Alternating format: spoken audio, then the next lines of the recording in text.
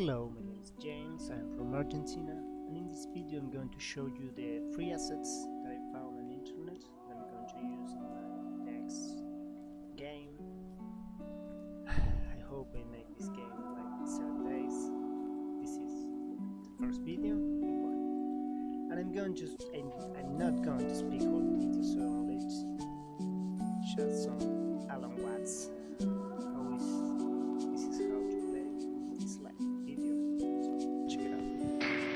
I realize that every professional group has a special concern when they attend such a seminar as this with the practical application to their specific jobs of the ideas that are being discussed.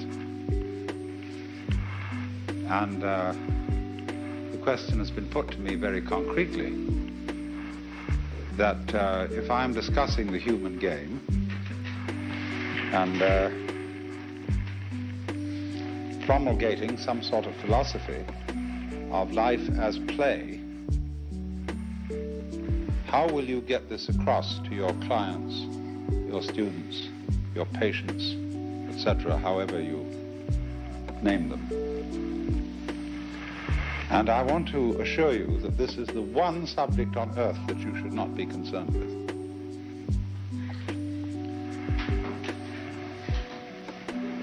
Now, I very often talk to all sorts of groups. And in these groups, there are invariably parents, and they hear about this sort of point of view, and they want to know how to apply it to their children, as if children were certain things that you apply something to. Children are very canny, and the moment you start applying a method to them, they're aware that something's afoot. And the only way to do anything at all with children is to be natural, to be you. But there's no way of doing that, because the moment you know you're being natural, you're not.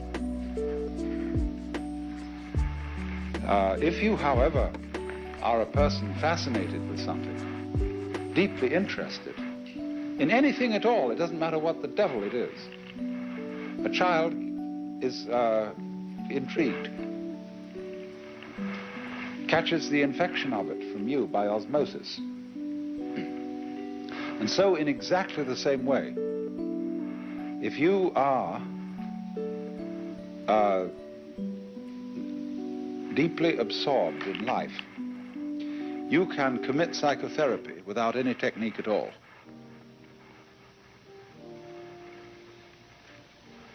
Only there are rituals which bring you into contact with people. You know, they have to make an appointment and they have a problem and they want to discuss it with you. And so that has to be tolerated. But beyond that, what they really want to meet is a person whose own life is really satisfactory to him or her, rather than a person who is a professional in setting other people's lives right. There's no way of doing that. And so, the thing that I want to talk to you very seriously about, or very sincerely, about certain things that seem to me important in the life of anybody in your position, and certain things that are ordinarily quite out of the bounds of psychiatrists and psychologists' discussions. Speaking quite frankly, the thing that oppresses me in my constant contact with psychotherapeutic circles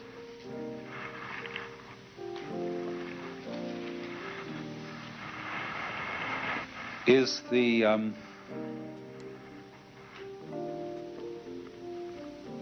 amazing superficiality of it all.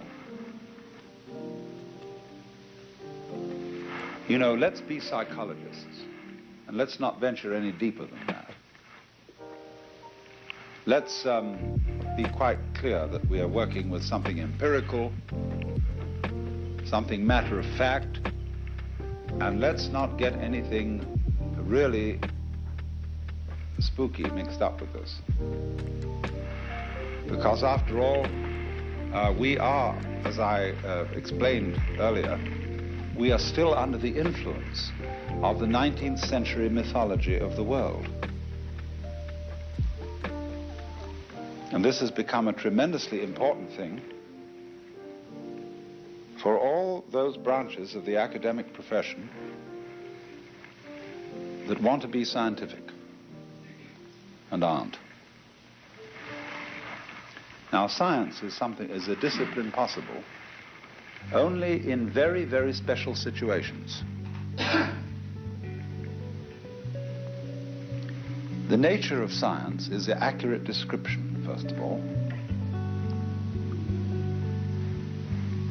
And accurate description is possible only when the subject matter to be described is very carefully limited and restricted.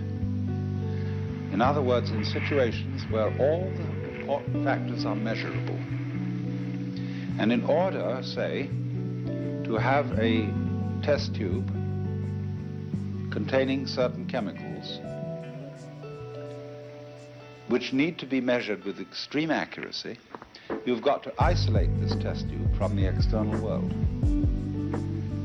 If the mixture is in any way unstable, a passing truck might damage things. A subtle alteration of temperature when the sun comes out might upset something. And so more and more you have to isolate your specimen in an influence-proofed room. And that's a very expensive and a very difficult thing to construct. But once you've done it, when you've got all the variables in the situation are known and measurable, you can have some approximation to a truly scientific experiment. To pretend to be able to do this in human relations is absurd. Your variables are infinite. You've no real idea what they are. But that is not to say, in any sense whatsoever, that therapy cannot be performed. And that you, as psychologists consulting schools, cannot do your jobs. I only ask of you, don't sail under false pretenses. Don't assume the mask of science. Don't aspire to the status of being scientists in the sense that a physicist or a chemist or a mathematician can be scientists, with their rigorous precision and their elimination of variables. You, if you are successful, must be artists. And an artist is a person who performs certain things skillfully, but doesn't really know how he does it. You learn art by methods that you don't know how you learn. You can't describe, because your brain is capable of absorbing all kinds of information that is much too subtle to be translated into words. You see, let's take, we're doing an enormous, in the academic world today, we're doing an enormous number of studies on creativity. How do we get creative people? Couldn't we somehow pin this down and try and analyze and specify the factors which lead to creativity in engineering, in inventive work, in psychology, anything you want? Well, it's fun doing that. It's all right to analyze creativity and see if you can make any sense of it, but you won't. But that doesn't deny the fact that creativity exists and can indeed be stimulated. Creative people can stimulate creativity in others by osmosis, by exposure. And so, as a form of creativity, also the power of psychotherapy can be learned, provided you do not pretend it is a science and that there is a specific method for learning it. It can be learned, provided you expose yourself to a therapeutic person. You don't know, do you, how you digest vitamins? You don't, when you take these pills, have to know the precise steps by which they're turned into your life energies. Your body knows how to do it. But that's not a process analyzable into words and figures. So in exactly the same way, through certain kinds of human contact with people who have the gift of therapy, you can absorb their wisdom like you absorb the virtues in vitamins. So don't be anxious about it and try to define the whole thing. I remember when I was a little boy, I once thought the idea that I would write a book which would pass down all knowledge to a subsequent civilization that would know nothing about us. And the first thing I had to do was to write down how the letters of our alphabet were pronounced. Figure that one out. Now, I made a way of saying how A was pronounced, but I had to use A to show how A was pronounced.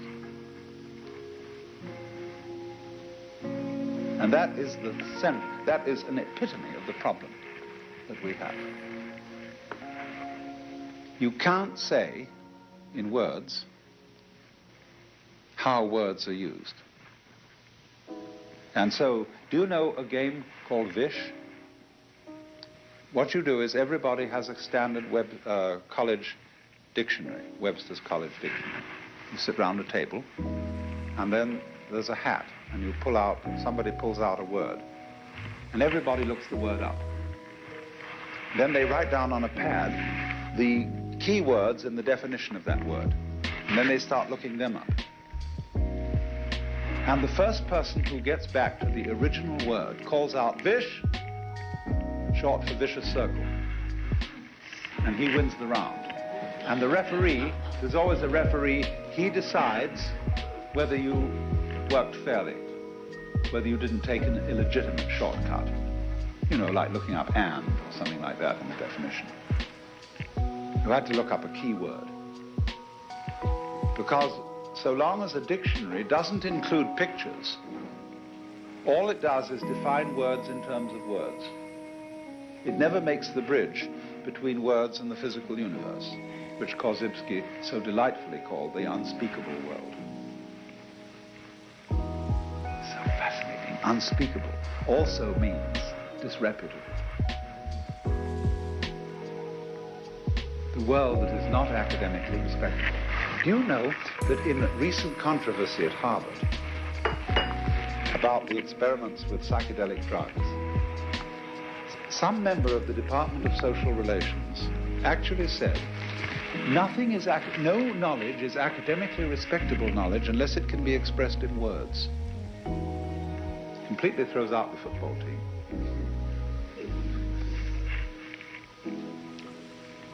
You know, did you ever hear of the football team doing a thesis on how to play football?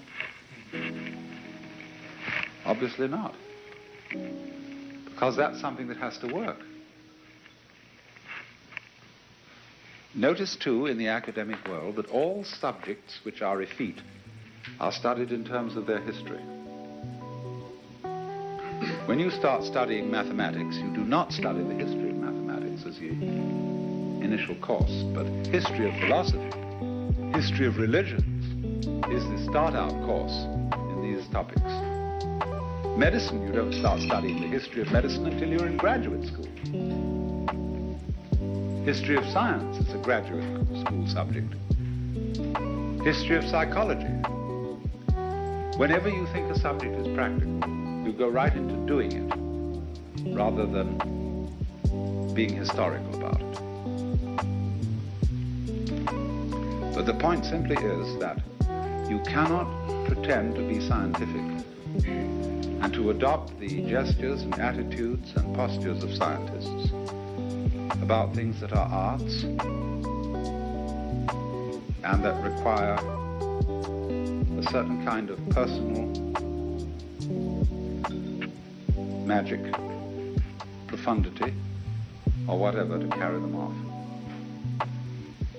And so I would say the thing that affects me and depresses me about the whole world of psychiatry, psychology, and psychotherapy is a certain extraordinary lack of depth, and almost bending over backwards not to encounter anything profound,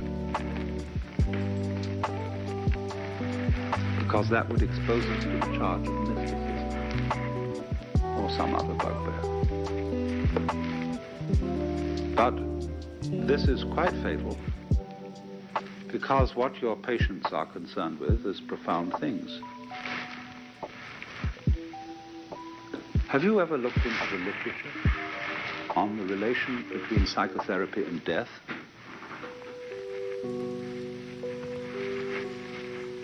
You will find a lot of blank pages. There's hardly anything about it.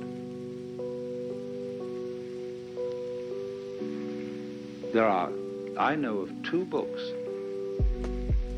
and I don't know how many articles. I'm not in the habit of reading articles very much, but so far as books are concerned, I know about 2 books outside of the work of Freud, where he discusses death wishes and so on, and outside the work of Jung, who has said that he regards his kind of psychotherapy in particular as a task for the second half of life in which a person prepares for death. But by and large, ordinary psychotherapeutic work ignores the subject. Likewise, the whole orientation of medicine to death is one where death is a misfortune. It's not allowed to happen. Doctors don't prepare people to die. When somebody is in a state of terminal cancer, all their friends come around and say, "Cheer up, old boy, you'll be all right in another 2 weeks, and we'll be back and having a beer again, or we'll go out to the country and you'll be back at work. Love to see you in the office once again. This person knows jolly well you're going to disappear within a couple of days." And knows this and feels the strange mockery of his friends' unwillingness to accept this, and therefore a lack of genuine human relationship.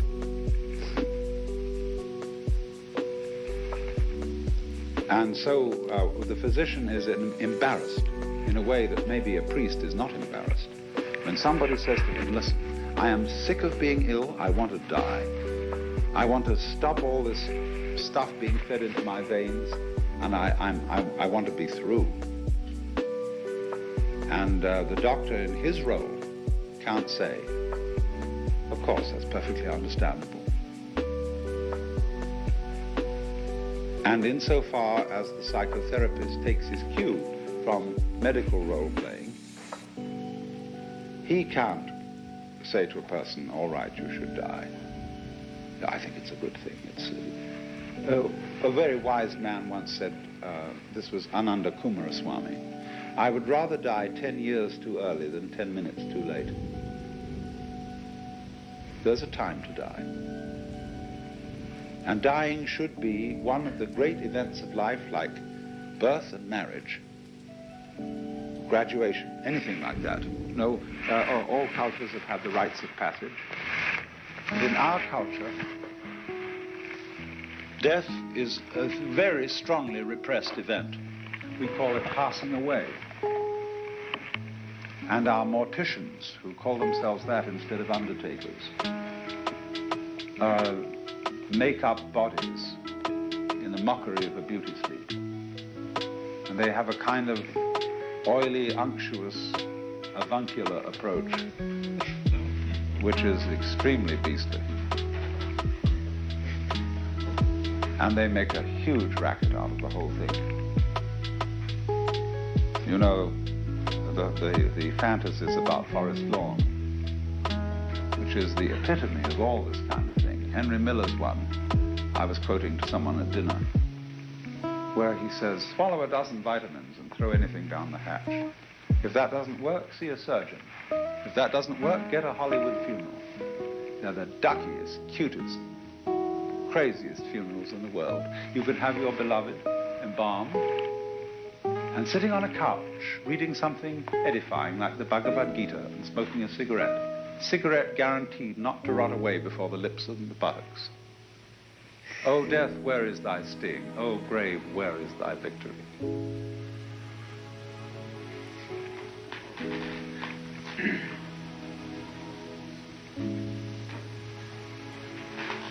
And this, you see, because the healing professions today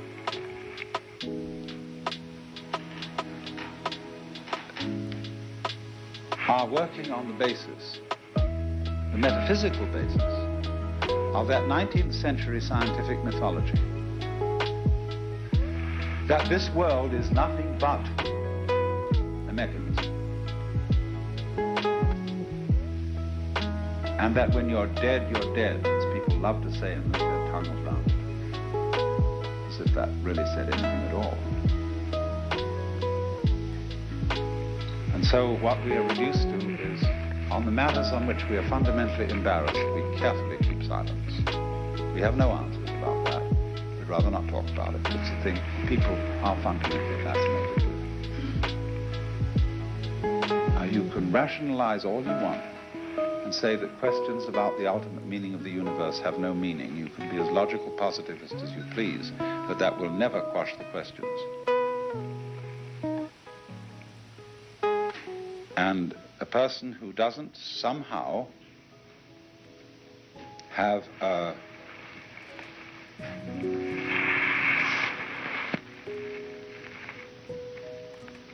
sense of relationship with whatever it is that's eternal will rattle rather than speak.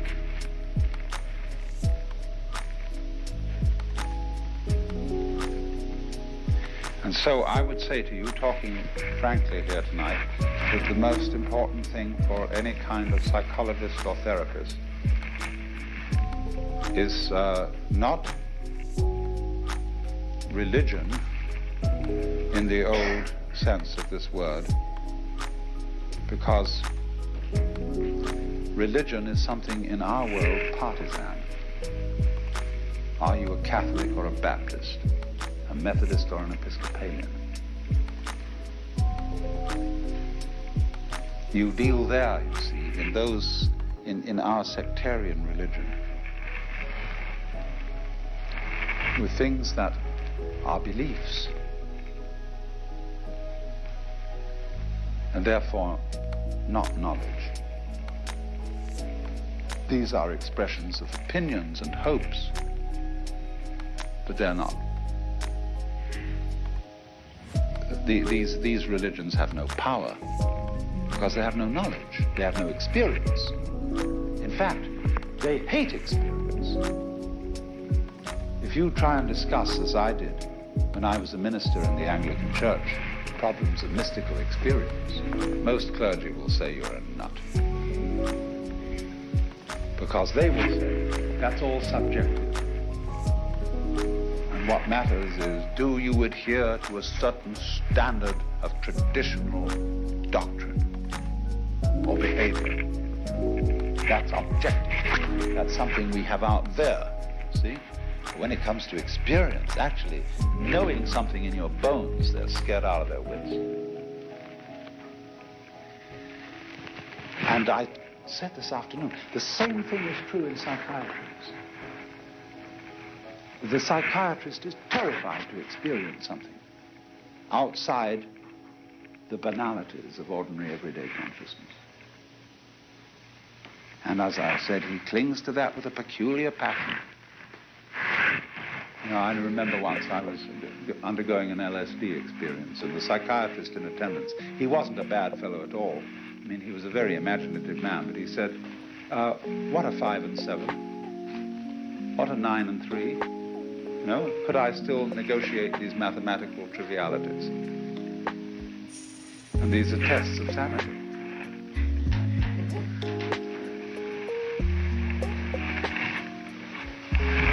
Now, I don't want to deride that completely, because anybody who explores into worlds beyond the everyday world, should be able, ideally, to come back with an account of what he's seen.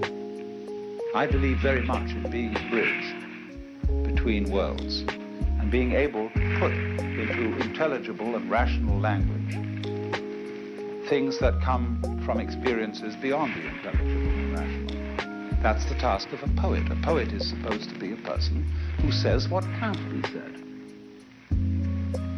At least he's always approximating to that. In a way, nothing can be described, except to those who already know what it is. You know what I mean by water because you've tasted water and seen it. If you had never seen water, you wouldn't know what I meant by the word. On the other hand, what will I do with a person who is congenitally blind and he's never seen light and doesn't know what color is? I'm going to make a hell of an attempt to describe it to him.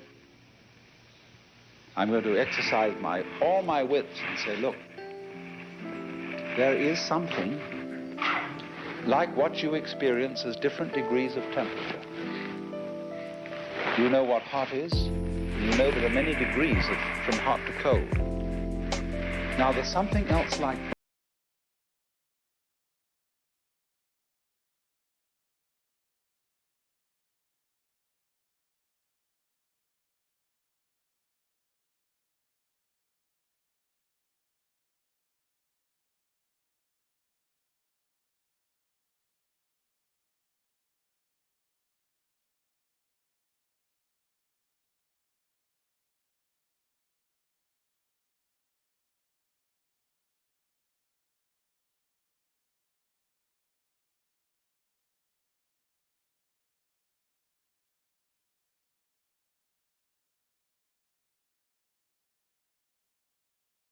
Like all that, and I can really work on it, give him an idea of something else. He won't get it directly from my book,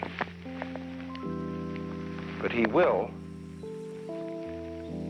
through the conviction with which I'm speaking and through the care with which I'm trying to outline this to him, know that there is another dimension beyond his imagination. And so in just the same way, there are dimensions beyond the imagination that our ordinary academic education gives us. It would be all right if we were as definitively excluded from them as people who are congenitally blind are excluded from color and light, but we're not. We keep slipping in and out of them, sometimes in a way that is beneficent, and sometimes in a way that is deeply troubling. When a person who is brought up in Arkansas and has no other religion than the fundamentalist interpretation of the King James Bible slips accidentally into a mystical experience, there's no other way to describe what has happened to him than to say that he is Jesus Christ or God. This is blasphemous in his community. But to give him the benefit of the doubt, they say he's crazy.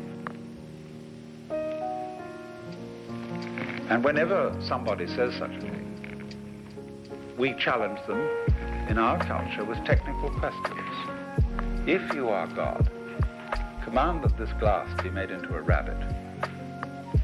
How did you create the universe in 6 days?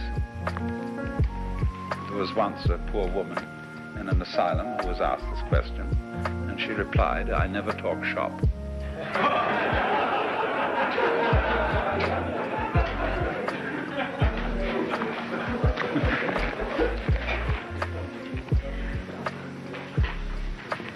But there it is, you see.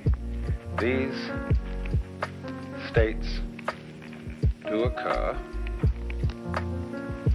and psychology and psychiatry can do nothing with them except call them aberrations, unless psychiatrists and psychologists have themselves explored these experiences.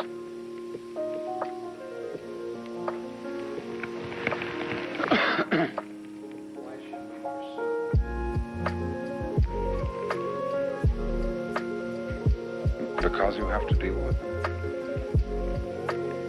And because what is always being asked of you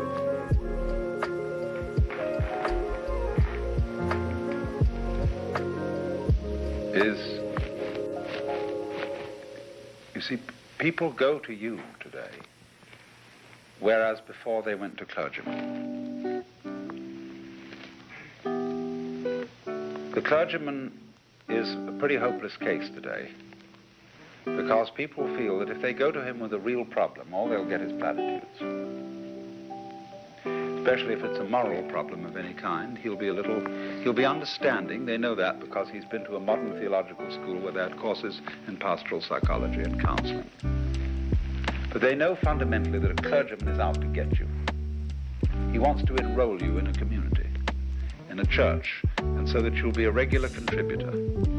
They have a little bit more confidence in a doctor or somebody associated with doctoring because they know a doctor wants to get rid of his patients. A doctor doesn't want to get you hooked on medicine if he's an honest doctor, but a clergyman wants to get you hooked on the religion. So you people who stand midway culturally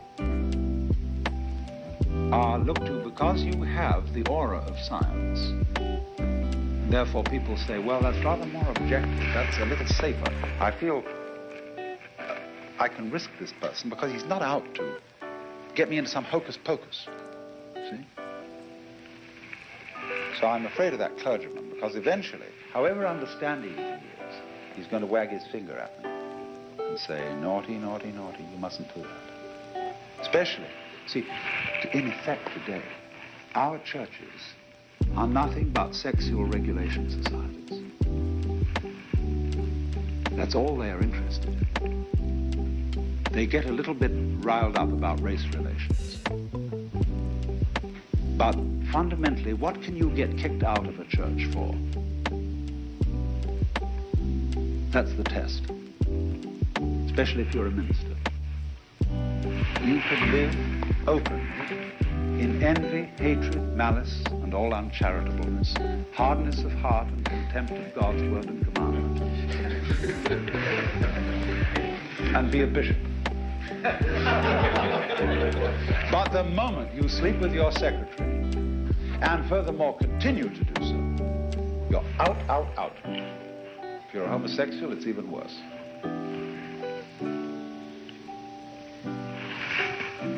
That's the test. That's what it's all about. Well, let's reserve questions to a little later, and then we can take them all together. But over and over again, this is the thing that matters. So people who, for various reasons, are involved in a form of love or sexual relationship, which is by these standards irregular, they know that when finally they get down to it with the minister, he's going to say naughty, naughty, naughty. And so it goes. So they don't go to him. Because he stands for pure squaredom. However softly he puts it over, the soft sell. But they know with the psychotherapist they're going to get some less judging and more understanding attitude. But they will pursue the psychotherapist to a certain extent and find that beyond a certain point he collapses because he doesn't know what to do with death. He has no metaphysical ground. The priest has too much metaphysics, and he has no understanding on the level of that the psychotherapist has competence in. So therefore, to be truly effective, the psychotherapist needs a kind of deeper vision. And he hasn't any reason to be afraid of it and to be feeling that this will injure his scientific respectability. Because as I've given you the clues this morning, you don't need to talk about mysticism. You need to talk about ecological awareness. There is always a language you can translate this into that will placate behaviorists, logical positivists, and other people who want to insist fundamentally that the universe is dull. You see, that's what lies behind all these mythologies. The person who wants to say on the one hand that the universe is something that strikes him as profoundly mysterious will talk about the Godhead and things behind it. The person who, on the other hand, wants to say, oh, well, it's just a thing that's not really very important. He'll find a language so as to describe the universe in a slightly contemptuous way. He'll say it's nothing but. And neither of these people can prove that what they say is true.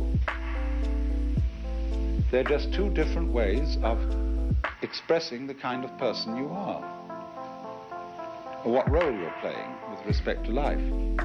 See, a lot of people want to advertise the fact that they are sound and reliable, and nobody can put over any nonsense on them. They're tough-minded. So in the academic world, they'll always play a certain role. You can watch it, you know exactly what it is, how they come on. Other people want to say to those people, you're dry as bones, you rattle. You know the words, but you don't know the music. You see, all these people really are differentiated between two schools of thought. The prickly people and the gooey people. And on the side of goo, we have the romanticists, and on the side of prickles, the classicists. In medieval times, on the side of goo, we had people who were then called realists, and on the side of prickles, the people who were called nominalists. Now, realists believed that every man, individual person, was an example of an essence called mankind. The realists said that's a lot of nonsense. There are only particular people. There is no such essence called mankind. And today, the logical positivists and behaviorists are examples of prickly people, and mystics and idealists in the Berkeleyan sense are examples of gooey people. And this is an eternal debate. When you examine any substance closely, you find structure. But when your lens gets out of focus, you find substance or goo, because you can't see the details. So it is all homogeneous, like homogenized milk. So depending on the level of magnification with which you look at life, you see prickles or structure, and goo or stuff. And all philosophical debates go along between these people. Whereas the truth of the matter is, of course, that life is gooey prickles and prickly goo.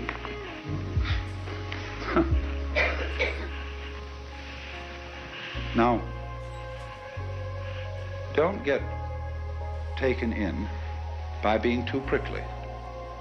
This is the thing that in our academic world today, in considering what its fashions are, is the besetting temptation.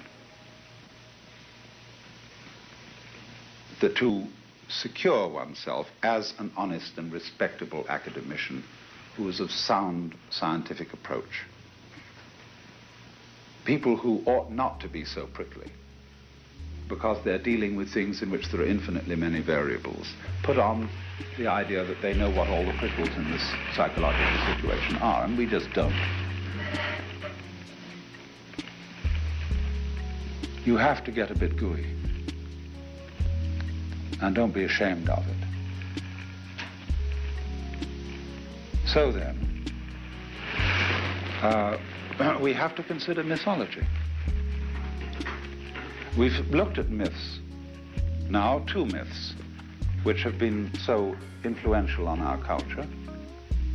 And one myth was an authoritarian, paternalistic one, that we are under God.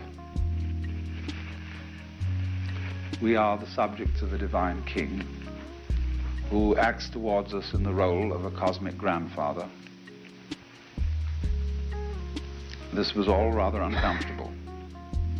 So as I pointed out, there's a reactionary myth that the universe isn't interested in us at all.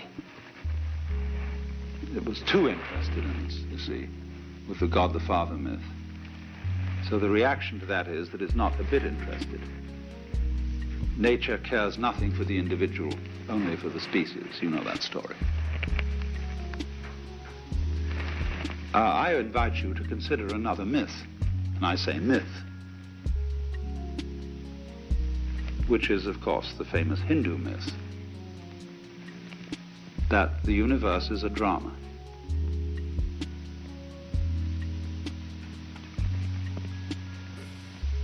See, a drama is it is an image, just like an artifact, considering the universe as something constructed, put together, manufactured. That's a myth. But the dramatic myth is different from the constructionist myth. In the dramatic myth, there is a very immediate relationship between any member of the world, that is to say, a human being, and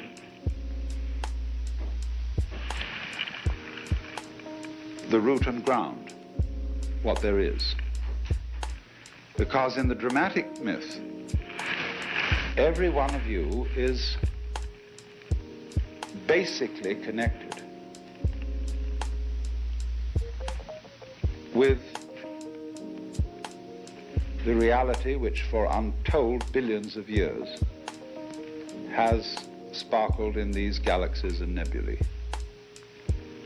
These are not things foreign to you. What you see outside you, or apparently outside you,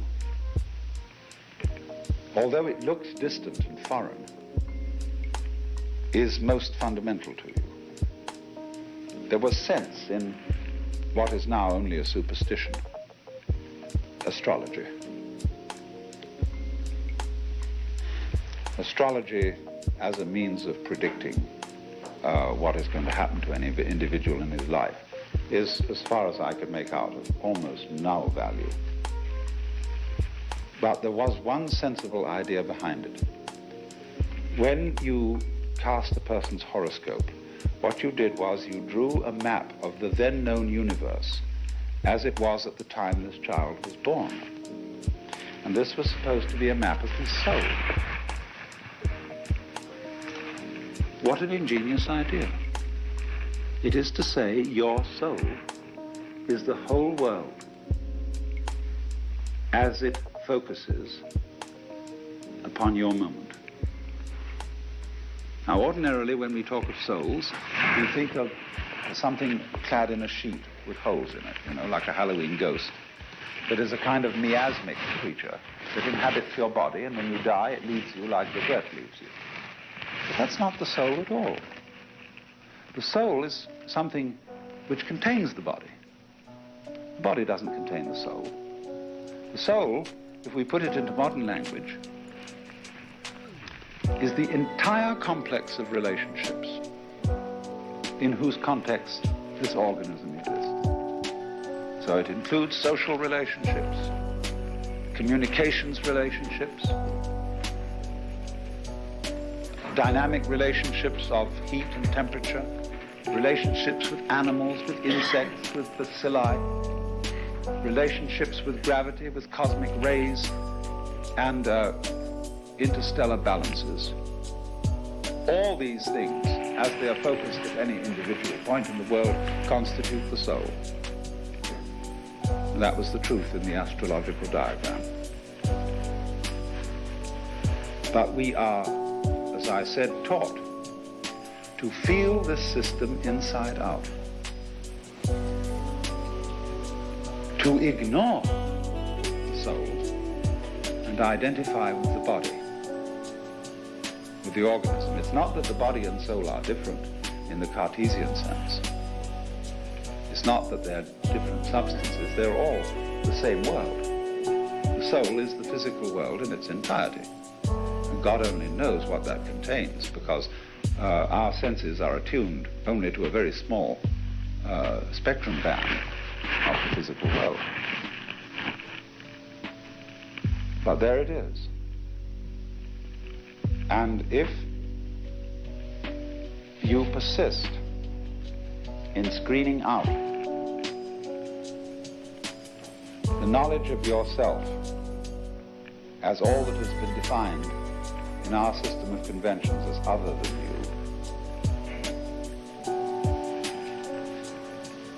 you're going to be very unhappy, because you're going to feel estranged. And this estrangement that most of us feel in our culture is reflected in things that we do that are very destructive.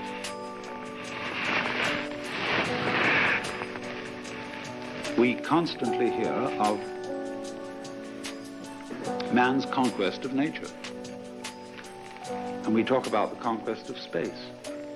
And we talk about when we climb great mountains, we speak as if we were conquering them. Why this hostility?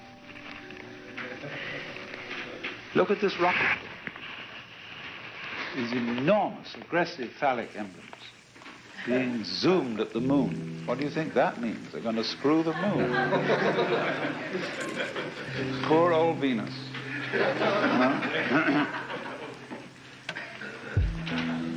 Well, now, this is a ridiculous way to explore space.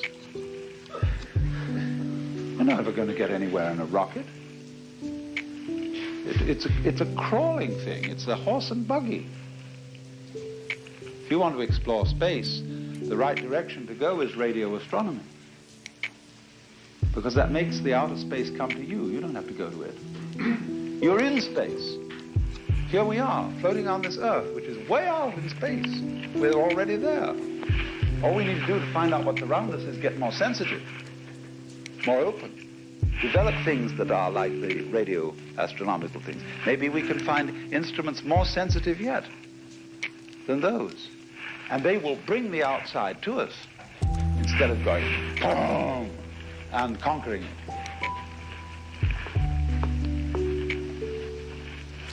And so in the same way, in California where I live, everything is being bulldozed. They go to the hills. People would love to live in the hills. They take a bulldozer and they flatten out whole terraces in the Hollywood Hills and elsewhere and make them into tract plots where they can build conventional houses that the banks will finance. Whereas any good architect knows how to put a house bang on the side of a hill with making no more alteration in the land than building a road to get at it. Better still, on the top of the house, a landing for a helicopter. And then those hills aren't disturbed. People who want to live in the hills presumably want to enjoy the hills. They don't want to destroy them by living there, but that's what they do. So they conquer the hills, they bash them about with bulldozers, and then the rains come, and since all the vegetation has been torn off, the soil starts to erode, and eventually the house falls down the hill.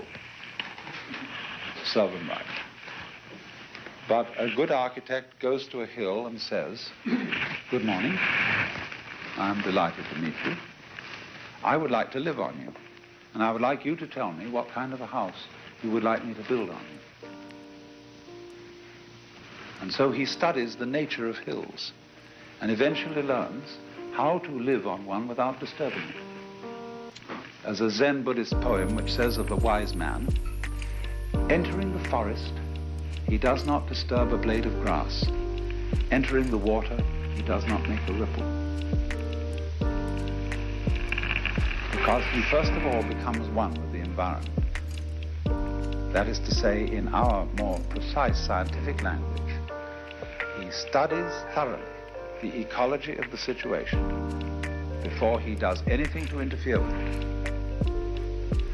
We must interfere. We can't help interfere with the world around us, because even to know something is to interfere with it. Even when you shine a light on something to look at it, you alter it by shining the light on it. When you examine the behavior of an electron, you change its behavior. So you want to know, what does it do when you're not looking at it? Does the light in the refrigerator go out when you close the door? How can you look inside to see? But if we are sensitive enough to recognize that the outside world is our own physical body, and that we should respect it just as we respect our own feet, head, hands, and stomachs, that's literally true. It's physical, not merely metaphysical. And so, with this fantastic technology that we have power to alter the physical world as nobody ever had.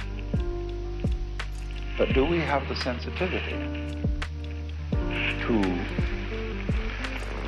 interact with the physical world as our friend, as our own body, as our own self? We don't have that sensitivity, so long as our knowledge that this is so remains purely theoretical. Now, many scientists, biologists, ecologists, zoologists, botanists, forestry people, they know theoretically, up here, cortically, that this relationship exists. But they don't know it here. They are still Christian souls, living in bodies, constituting egos that came into this world instead of having come out of it. And so from my thought, what really constitutes therapy, not merely the therapy of peculiar individual variations of people who cannot adapt themselves to a particular social context. The important therapy is the therapy of the social institution itself, the institution of the ego. Individual variations will crop up, I think anyhow, but they will crop up in extraordinary numbers in a society where the conventional view of the self is in such tremendous disparity from the state of affairs as we see it through the best tools of knowledge that we have. That's what one can claim for scientific knowledge. You can't claim that it's absolutely true, but you can claim that using the most careful means that you have of knowing anything, it shows you the world to be in a certain way. Now, if that's the way the world is, then the way you feel the world should ideally correspond to the way in which you know it theoretically. So the task of the therapist in this case becomes to help people to feel subjectively how it is to exist in a way that corresponds to the best of our objective knowledge. And that leads us into, you see, areas which scientists have avoided because they are associated with religion and mysticism and weird things of that nature. And supposing then it does turn out that that which seems to me most far from you, most remote, most alien, you look out, take a telescope or whatever you have, and look out at the vast distances of space. And it seems all very foreign. That's because you've been hypnotized to feel it that way. When human beings thought at one time there was just a cozy little cosmos, the Earth was the middle of it, and all those planets were in crystal spheres, and right up there was God the Father and the angels, and Jesus Christ, when he ascended, he just shot up a few miles and he was there. Cozy. Then as a reaction to that, see, when people wanted to depersonalize the universe, because the personalization of it was too traumatic, they said, billions of light years, in comparison with which we are of no importance. Just a reaction. Crazy, billions of light years. And you can think across them. And then you go the other direction. And you look into your own physiology. And that's as weird as anything that is outside. When you feel your own pulse, it's that funny thing going thump thump in you. Gives some people the creeps. And you think about the fantastic structure of your own neurology. Is that me? It seems so strange.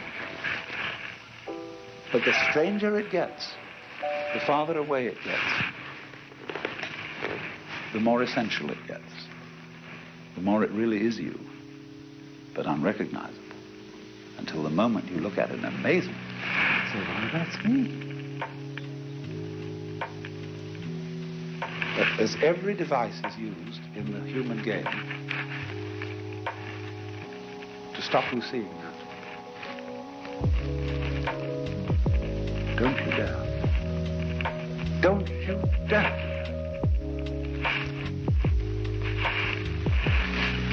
And the best method of stopping it is guilt. Now, I was going to say something about guilt. Guilt. This is the prime emotion which cuts us off from this sense of solidarity with the whole works. And there are various kinds of guilt. There's academic guilt and there's religious guilt. Academic guilt is you have to subscribe to the myth that man is not really important. And that geology is more fundamental than biology. Older. And that biology is a sort of excrescence, a little fungus that goes on the top of geology. See? Now, the whole point of guilt is that it's undefined. You are charged with a crime which has not been specified. This is the way all dictators and sinister people like that work. You don't know what you're charged with. What was original sin? It wasn't sex. You may be sure of that. You study the really subtle theologians on the subject of original sin. It's thrilling. What did Lucifer do in the beginning of the world? Well, they say vaguely, his sin was spiritual pride. He loved himself more than he loved God. Well, that's pretty vague. But the really interesting theologians will say, you can no more put into words what the sin of Lucifer was than you can describe the vision of God. It's ineffable. It was infinitely diabolical. More horrible than anything you could possibly imagine. And incidentally, it wasn't just Lucifer. You are implicated in this. You did it. Something unspeakable. And you all jolly well know you did, and you won't admit it. Now this can be a therapeutic gambit if you know how to use it. Some psychotherapists use this in their analysis of dreams. There's something you've done. I mean, it may only turn out to be the Oedipus complex, but with incest wish. But take it further. Take it further back. What is the awful thing you've done? Won't you confess? Don't you? Adults play the weirdest games. Quite incomprehensible to children. And there's no explanation forthcoming. So they feel strangers. And so then, later on, everybody feels a stranger. Poor old therapist gets called in to sort the whole thing out.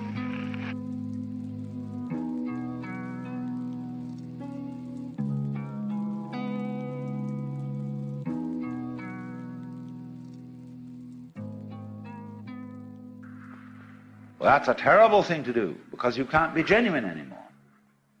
You see? You know that when you love somebody, you also want to get as much out of them as you can. You know that when you act as a responsible citizen, you do so as to have a good image in your own view of yourself. It's your ego kick. Only you dress it up so that it's not an ego kick at all, but perfectly sincere public service and charity and good feelings towards everybody. Ha ha! And so then there begins this awful thing, repentance. Behold, I was shapen in sin, and in sin hath my mother conceived. And so somehow there comes up this state of mind when you appear to yourself as rough. Some people, when they take LSD, get visions of everything is glorious, you see, and is light inside. But occasionally people get the vision that everything is corrupt, that all faces are things that are slowly drooling away into sort of pussy rot, and that just everything is falling apart. And they begin to get the feeling that life is a disease. We originally had here a nice clean planet with nothing but rocks, fire, and it was sterile and nice. And then all this dreadful goo developed. And the best thing for it is to wipe it out. Life is a terrible mistake, see? And a lot of people feel that. And therefore want to get away from their bodies to a purely geological electronic state, which is called spirituality. You know what most people think of as spirituality? Something totally abstract, something mathematical, something electronic, something that has no kind of pus or blood or goo, especially no flesh in it, you see? That's the spiritual state. So that expresses the feeling of these people. Fundamentally, who are at variance with their essential life. Now, this is going to get complicated, I warn you. They're ambivalent about it. See, in both Hebrew and Christian, and I should add Islamic theology, sin, of which one repents, is a spiritual thing. It does not arise from the body. The author of evil is an angel, a bodiless being. And therefore he is something closer to, say, E equals mc squared than to a rosebud.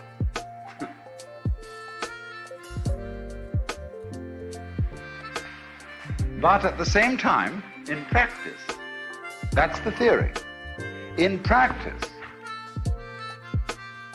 what so many Jews, Christians, and Muslims regard as evil is the body, the physical world, and our involvement in it, our interest in it. And so you see, for this reason, materialism is a dirty word. You shouldn't be a materialist, although William Temple very wisely said once that Christianity is the most materialistic religion. But that is true, theoretically. Judaism is an equally materialistic religion, theoretically, sometimes more so practically than the Christian religion. Because materialism is the love of material.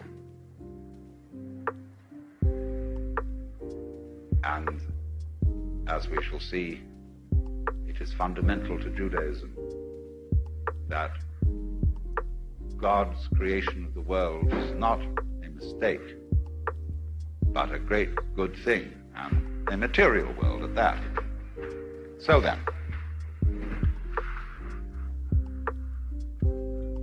you can see what I'm pointing out to you is this: how ambivalent we are.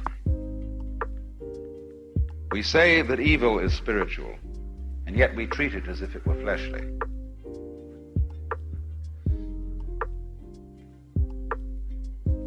As if one could escape from this flesh. The spirit is willing, but the flesh is weak. Within this wall of flesh there is a soul, counts thee her creditor, and with advantage means to pay thy love. See, the wall of flesh, the image of the prison, and the soul inside. I'm quoting Shakespeare. Oh, that this too solid flesh would melt. You see, when you get sick, when you get old, when you find that your body is something tiresome to carry around, there grows up this resentment against physical existence. So all of these different moods, horror at one's own perverse soul, horror at being involved in a corruptible body, will be involved in the penitential mood. Now, I presume that most of you have had personal experience of this at some time in your lives.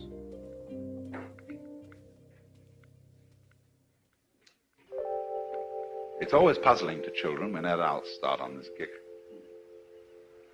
I know in the Anglican Church, they have everybody, says a general confession at the services, and children can never understand it. They don't know what all these terrible things that they're supposed to have done are. They say, Almighty and most merciful Father, we have erred and strayed from thy ways like lost sheep. We have followed too much the devices and desires of our own hearts. We have offended against thy holy laws. We have done those things which we ought not to have done, and we have left undone those things which we ought to have done, and there is no health in us. The children think that's why it's the most amazing thing to say. Or that awful one they have at the Holy Communion, talking about our sins. The remembrance of them is grievous unto us. The burden of them is intolerable. And then, of course, it's in the Catholic Church, it's simpler, where they say, I confess to God Almighty and all the various saints that I've sinned exceedingly in thought, word, and deed, by my fault, by my own fault, by my own most grievous fault. In Latin, mea culpa, mea maxima culpa. The story is told of an altar boy who didn't understand Latin, always used to say, me a cowboy, me a cowboy, me a Mexican cowboy.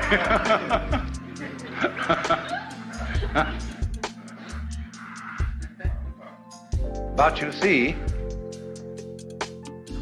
first of all, there is a wonderful security in admitting that you're wrong.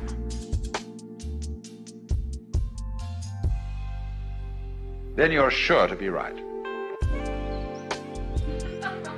See? If you know you're wrong and make a great point of it, and if you're suffering and paying a punishment, you see, for being wrong, then you know it's okay. Oh, I bless the good Lord for my boils, for my mental and bodily pains, for without them my faith all congeals, and I'm doomed to hell's ne'er-ending flames. See? So the way of the cross is interpreted by many people as this way of life lived in chronic frustration. And I've read many manuals on this. The spiritual advice, for example, they say, when you get a headache, don't take aspirin. Live the pain through and offer it to the Lord in union with the sacrifice of Christ on the cross.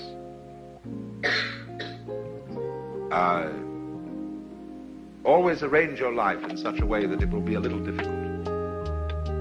That's why some people wear a hair shirt. They are always uncomfortable. They always itch. And this thing, they do it to keep them going. I mean, this keeps you alive. You know you're there. I was in Mexico last August studying this because I wanted to go down there and find out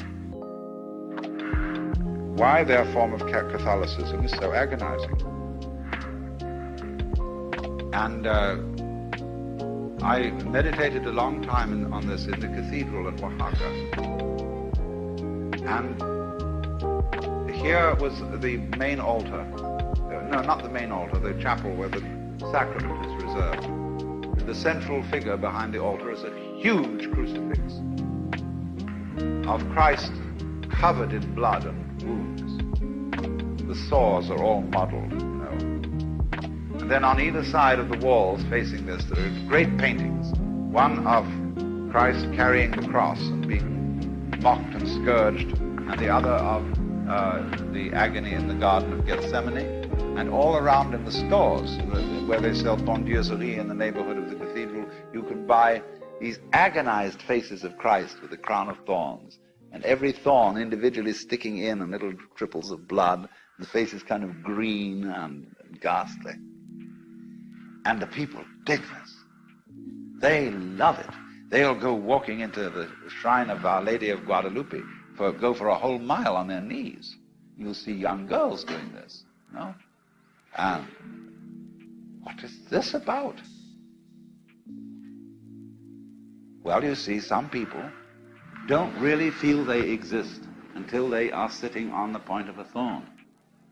If I may put it that way. Reality is a measure of pain. See, pain in this way of looking at things is the most real thing that there is. Pleasure, the pleasures of this world escape and disappear and pass away. There's nothing to cling to, so don't go after pleasure, my dear friends.